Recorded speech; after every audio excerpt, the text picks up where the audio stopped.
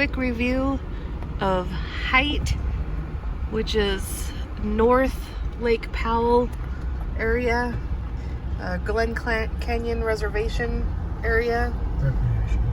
Isn't that what I said? You said reservation. Recreation area. Sorry, that's what I thought I said. Back in the heyday, there actually used to be water up here. The Colorado River would feed into Lake Powell, and you used to be able to river raft all the way down it and go into the lake and get out at Hite Marina, which is no longer there. And the water is basically gone. There's some marshes in a few places, but otherwise it's just overgrown desert now. Very, very different, but we wanted to come see it because we haven't been here in over 20 plus years and wanted to see what it looked like. So we're going to just kind of do a quick review. This is the road down to it. Pardon the bugs on the windshield. And here's some of the scenery. Looking out here, you can kind of see a road over there. There's a couple of bridges over there, and that's where you cross the Dirty Devil River and the Colorado River, which actually come together and then form into Lake Powell. So it's kind of a cool area. Like I say, back when it was actually full, it was really kind of a fun place to see. It was a different part of Lake Powell that most people didn't come to, and just had a very different feel to it and everything. So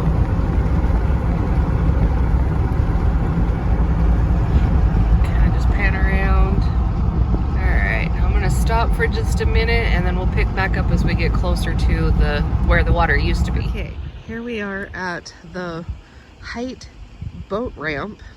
As you can see, it just ends and goes to a big marshy puddle. You can see some beautiful scenery though across the way.